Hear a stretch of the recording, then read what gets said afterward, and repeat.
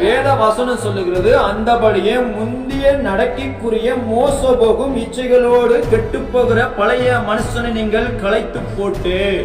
அப்ப ஆண்டவர் என்ன சொல்றோம்னா, முந்தின வாழ்க்கை, அதாவது முந்தின வாழ்க்கைன்னா இந்த பாவப்பட்ட சாபம் நிறைந்த இந்த பூமியில வாழ்ந்து கொண்டிருக்கிற வாழ்க்கை எப்படிப்பட்டதா?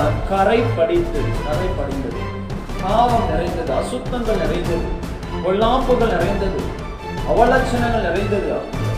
உலகம் முழுவதும் கெட்டு போயிடுச்சு.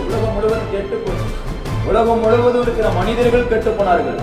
உலக மனிதர்கள் எல்லாருமே, உலகம் கெட்டு போனது, உலகத்தில் உள்ள மனிதர்கள் கெட்டு போனார்கள். என்ன கெட்டு போனாங்க? ஏன் கெட்டு போனாங்கன்னா, எதனால கெட்டு போனாங்கன்னா, அவங்க எல்லாமே ஒரு கடவுளை அறியாமல், ஒரு தகப்பனை அறியாமல், தன்னை உண்டாக்கினவரை அறியாமல், தன்னை படைத்தவரை அறியாமல், தன்னை உருவாக்கினவரை அறியாமல் உலகம் போனதுனால உலகம் முழுவதும் கெட்டு போச்சு. மனிதர்கள் கெட்டு போனார்கள், கடவுளை விட்டார்கள், பிசாசின் தந்திரங்களை கிரிகளை பிடித்துக் கொண்டார்கள். உலகம் கெட்டது, மனிதர்கள் கெட்டு போனார்கள்.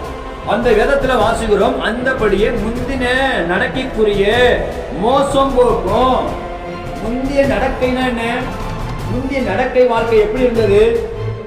பழைய வாழ்க்கை. முந்தின நடக்கை அப்படின்னாலே பழைய வாழ்க்கை. இயேசு கிறிஸ்துவை, அதாவது சபைக்கு, தேவனுடைய அழைப்புக்கு, தேவனுடைய சத்தியத்துக்கு, இந்த பிரசங்கத்துக்கு, இந்த ஆராதனைக்கு, இந்த ஜெபத்துக்கு நீங்க வராததற்கு முன்னாடி முந்தின வாழ்க்கை. அல்லேலூயா.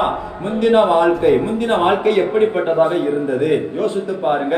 முந்தின வாழ்க்கையில நாம என்னெல்லாம் தப்பு பண்ணிருப்போம், முந்தின வாழ்க்கையில என்னெல்லாம் தவறு செஞ்சிருப்போம், முந்தின வாழ்க்கையில என்னெல்லாம் பாவம் செஞ்சிருப்போம், முந்தின வாழ்க்கையில நம்ம எப்படியெல்லாம் இந்த உலகத்துல நம்ம எவ்வளவு அசிங்கமா, எவ்வளவு கேவலமா மற்றவங்க எல்லாம் பார்த்து அசிங்கப்படுத்தும்படி, கேவலப்படுத்தும்படி, நம்மளை குறை சொல்லும்படி நம்ம வாழ்க்கை வாழ்ந்திருப்போம். முந்தின வாழ்க்கை உண்டாகட்டும். முந்தின வாழ்க்கையே நம்ம வாழக்கூடாது.